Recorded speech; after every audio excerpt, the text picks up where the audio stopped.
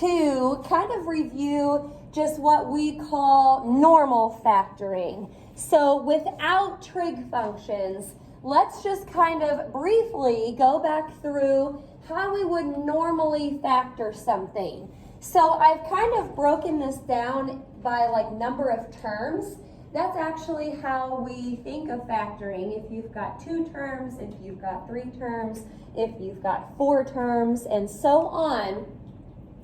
Now, before I put our first little example up here, do you remember what our first rule of factoring is? Yeah, see if there's something in common that you can pull out front. Now, I'm not really calling this example 1 necessarily. I'm just going to run through a few expressions here that we can try to factor. So here's something that has 2 terms. And like you just said, our first rule of factoring is to see if there's something in common that we can pull out front. So in this case, there would be an x squared in common. To get your leftovers, that's what I always call the stuff in parentheses, to get the leftovers, you just divide by x squared. So that would be like a 4x plus, don't forget the 1. Anything divided by itself is 1. Sometimes you can take this further. If you've got something else in here that you could factor again, you would want to do that, but I don't think we can. All right, I've got another one for you here that has 2 terms in it. It says, and this will help us here in a little bit with our trig functions, I promise. But this one just says x to the 4th minus y to the 4th. Now, there's nothing in common to pull out front, so I can't really do it quite like this one. Do you remember another way to factor something with 2 terms? It was a special type of factoring. Yeah, there's a minus in the middle here. This is what we used to always call a difference of squares. If you have 2 terms with subtraction and both terms are perfect squares, hello there, thank you, then the difference of squares is what we want to go with. So I'll start with the first term in the parentheses. The first terms come from what you square to get this term right here. What would we square to get x to the 4th? X squared. We're going to put that first. And then kind of the same idea right here. We would square y squared to get y to the 4th. So one of those is a plus, one of them is a minus, and there you go. Now actually you could take this a little bit further if you wanted. This is actually another difference of squares. I'm not sure if we'll ever, have to really do that twice, but you could leave this and do like an x plus y times x minus y. All right. We're just kind of going through this quickly here. Now, I'll do a couple more situations. One with the 3 terms, and then another example with 4 terms. And then we'll see how we can apply all of this to trig functions. Okie doke. So if you have 3 terms, you still want to see if there's something you can pull out front. But besides that, I always called this either nice factoring or yucky factoring. It was nice when the coefficient of the squared term was just 1. So this is what I would call nice factoring. Yucky factoring is when the coefficient is something other than 1. But let's stick with nice here for a second. So to factor this, first of all, x times x gave us the x squared. Both signs would be minus. Remember, if the sign on the right is a plus, they're going to be the same. And then you can look over and that'll tell you what they're both going to be. And nice factoring, you guys have trig in the AM, so two numbers that multiply to 1, negative numbers that multiply to 1 and add to -2 would be -1 and -1. Now the only other thing we're going to have to remember today is how to factor something with 4 terms in it. I'm going to give you an example of this. I'll let you copy that down. So I've got 2x to the 4th minus 2x cubed minus x plus 1. How to factor something with 4 terms. Do you remember the name of this special type of factoring? By grouping. So we're going to group together those first 2 terms, and it looks like the GCF of those would be like a 2x cubed. So I'm going to pull that out front, and what I would have left over would be, from this term it would just be an x, and then from this term it would be a -1. Now with grouping, you're going to leave a little bit of room and then come over and put another x minus 1 on the other side. I may have left too much room over there, but that's all right. So looking at these 2 terms in the back, what would you have factored out of a -x plus 1 to be left with x minus 1? -1. I'll make that big there so it fills in the space. Now putting it all together, the 2 terms in front come together. So 2x cubed minus 1, and then x minus 1, you actually only have to put that 1 time. Okay, so if you have 2 terms, see if you can factor something out or see if it's a difference of squares. If you have 3 terms, look for a GCF still, but then it'll be either like a nice factoring or a yucky.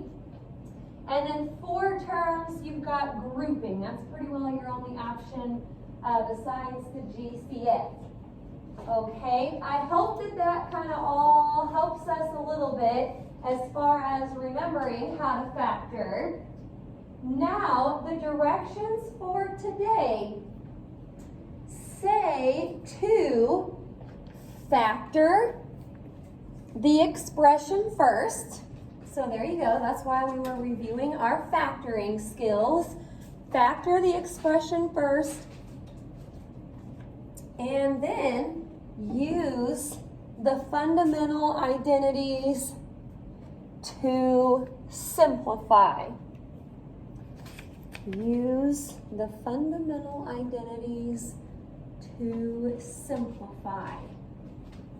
Okay, it does say to factor first. So before I look at any of my identities, I want to see if there's something that I can factor. Okie doke. Now, it's obviously not just going to be x's or other variables that we're using. You have trig functions now to look at. So with number 1, and again, identities are kind of tricky, I'll be honest. This is one of the harder things that we do in trig.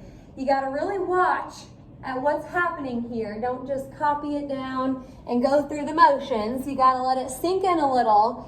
Number 1 says tangent squared of x minus tangent squared of x sine squared of x. We are supposed to factor that first and then simplify.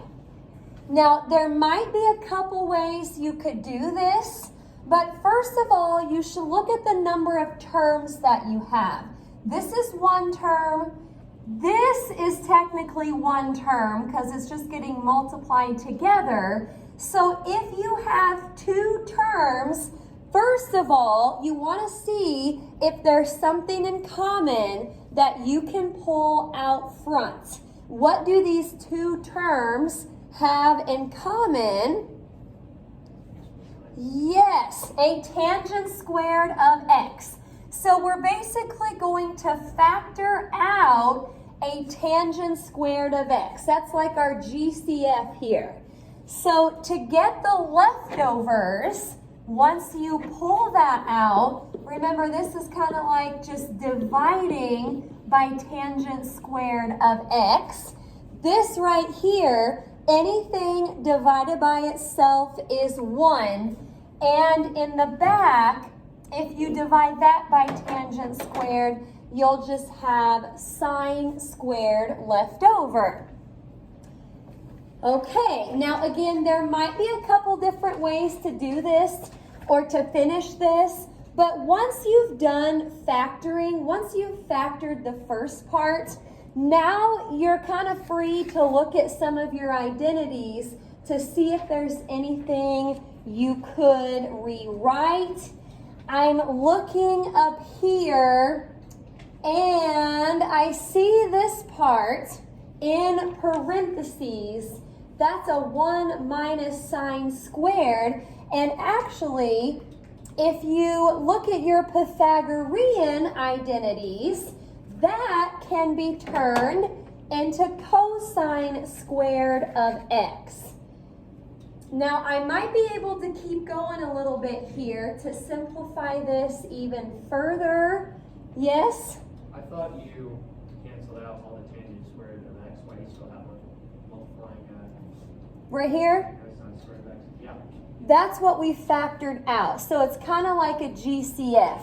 Like if you had x squared minus x squared y squared, let's say, you pull out an x squared and you're left with 1 minus y squared. The GCF just has to stay in front the whole time.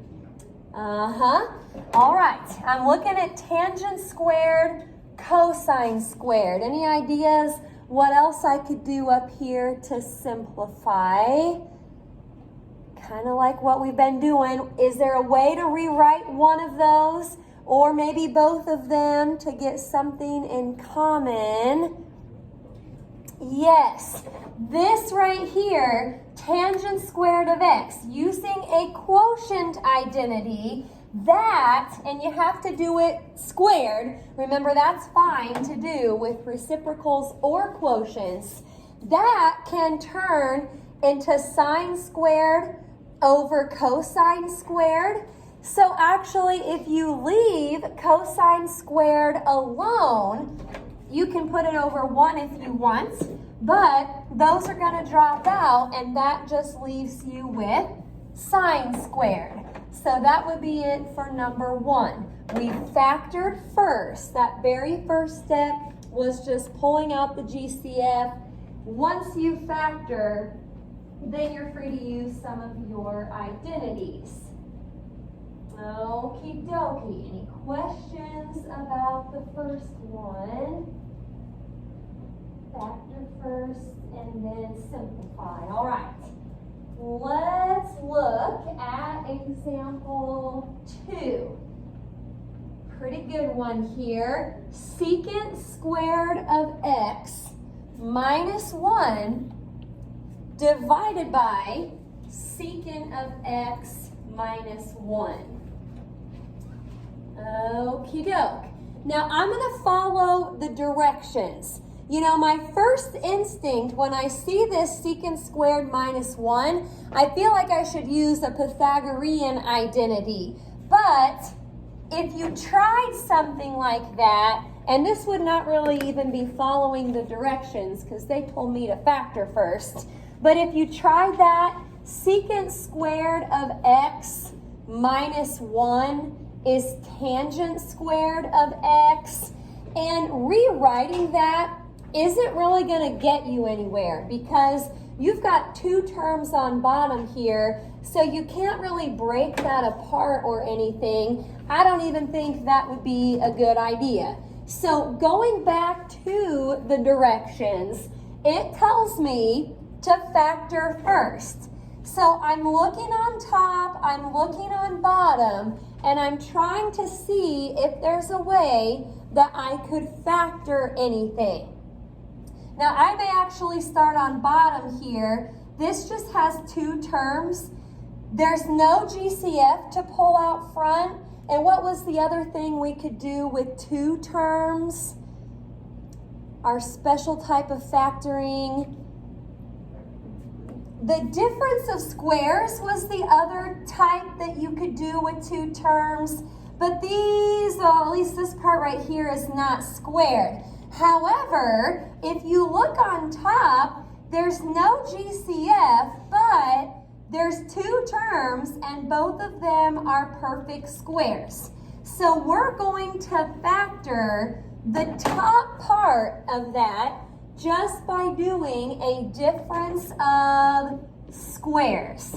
So I'll do this here with you, and I'm going to leave what I have on bottom alone for just a minute. Okay, and remember how we got the terms in the parentheses. So it's just like what we were doing with x's. For the first term in your parentheses, it comes from what you square to get secant squared of x. What would we square to get secant squared? Secant. So I'm going to squeeze in a secant of x for the first term in the parentheses. Now what do you square to get 1? 1. Make one of those a plus, the other one a minus. Now look at what you have here. You've actually got a secant of x minus 1, secant of x minus 1. Those can drop out. And what we're left with here is just secant of x plus 1. Now here's where things change a little bit from what we were doing in the other part 2. Remember, I told you in part 2 that your answer will always be either a single trig function or a number. Not always the case with the factoring problems. This actually has a trig function and a number, but there's really nothing else that you can do to that to make it look any better. So we'll just leave it as secant of x plus 1. Okie dokie. Any questions about that? Got a little bit more to do here. Each one is a little different, so be sure again that you watch, not just watch, but let it soak in. Number 3. Some of these should be similar to your homework. We've got a cosecant to the 4th of x minus 2 cosecant squared of x plus 1. Cosecant to the 4th minus 2 cosecant squared plus 1. Now, how many terms do we have up there? 3. 1, 2, 3. If you go back to what we reviewed earlier, with 3 terms, it's either nice factoring or it could be yucky factoring. Now, for this problem, to make this a little bit easier to understand, for just a second, I'm going to come down here and rewrite this, but with just x's instead of cosecant of x's. So instead of cosecant to the 4th, I'm going to think of that as x to the 4th. This I'll think of as a negative 2x squared plus 1. If that's what I had, and I go to factor this, now I know the powers are a little bit bigger than they usually are, but to get an x to the 4th, we would just have to do an x squared. Now everything else should be just like the nice factoring. Both signs are negative, and then two numbers that multiply to 1 and add to -2 would be -1 and -1. So I'm going to do this just like I did down here, but instead of x squared, I'm going to put cosecant squared. It's the very same type of factoring, but again, instead of x squared, I've got cosecant squared of x, and then I still have the -1s. So it is nice factoring. But now let's see here. You know, technically these are difference of squares, but I don't really think you're going to have any today where you've got to keep factoring. Once you factor in that first step, let's see if there's any identities that you could use to make that look a little bit better. What does cosecant squared -1 equal? Cotangent squared. That's a Pythagorean identity. So actually both of those turn into cotangent squared. Now if you had x squared times x squared, what would that end up being? X to the 4th. So cotangent squared times cotangent squared, that would be cotangent to the 4th. And that's it. This one does end up turning into just a single term. Again, they won't all be like that. We saw that on the last problem. But nothing else you can do there to make that one look any better. Okie doke. Just a couple more. Stop me if you have any questions. Again, factor first and then use an identity. Or two. You never know. Number 4. Cosecant to the 4th of x minus cotangent to the 4th of x. How many terms do we have? 2. Is there a GCF you could pull out front? No. So what's the only thing we can do with 2 terms? Difference of squares. And I think this is a difference of squares. Both of those are perfect squares. So I'm going to just set up my parentheses first here, and we'll figure out what we need to put in the parentheses. So for the first terms, you're going to look at the first term over here and figure out what would you square to get cosecant to the 4th. What do we square to get cosecant to the 4th? Cosecant squared. 2 times 2 is 4. So I've got to have cosecant squared of x for the first terms. Now it's pretty well the same idea back here. What do I square to get cotangent to the 4th? That would have to be cotangent squared. So you want to make one of those a plus, one of those a minus. I've got it factored. So now I'm looking through to see if there's an identity that I could use. These look like Pythagoreans, so let's check it out. Cosecant squared plus cotangent squared. Cosecant squared plus cotangent squared. I don't think that is going to match up to any of your Pythagorean identities. Even if you try to move some stuff around, you're not going to get it to turn into cosecant squared plus cotangent squared. So we may have to leave this one alone, but what does cosecant squared minus cotangent squared equal? 1. So again, leave the first set of parentheses because there's really nothing you can do to that. but then the second set turns into 1. This again is a little different than what we had in part 2. Not all of these problems will work out to a single trig function. Now, I could, I guess, go one more step here. Anything times 1 is just that thing. And that's actually all we can do.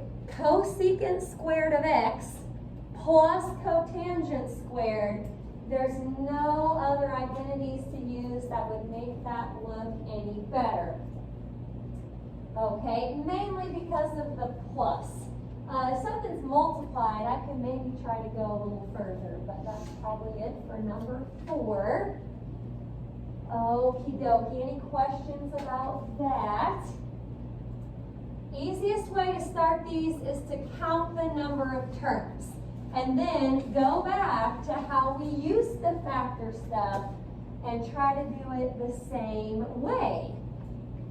All right, number 5, I think this is the last one. Tangent cubed of x plus tangent squared of x plus tangent of x plus 1. Okay, how many terms?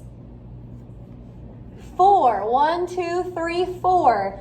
Besides maybe pulling out a GCF, which we can't do here, the only way to factor something with 4 terms is by grouping. Okay, so let's do that, and then we'll see if there's an identity that we can use. So factor by grouping. We reviewed this earlier. Group together your first 2 terms. Pull out the GCF. What is the GCF of tangent cubed and tangent squared? Tangent squared, you always have to kind of go with the smaller one. Now, if you pull out a tangent squared, this would leave you with tangent of x plus 1. Tangent of x plus 1. So I leave a little room, put another tangent of x plus 1. Now, what would you have factored out, technically, of a tangent of x plus 1 to get tangent of x plus 1? 1. You can think of it as dividing if you want. What would you divide tangent of x plus 1 by to get tangent of x plus 1? And it's just 1. So these go together, tangent squared of x plus 1. Then tangent of x plus 1 just gets written down one time. Now I'm looking at the parentheses here. I don't think there's going to be much to do in the back because this is not squared. This is just plain old tangent. But if you come up here to the front, what does tangent squared plus 1 equal?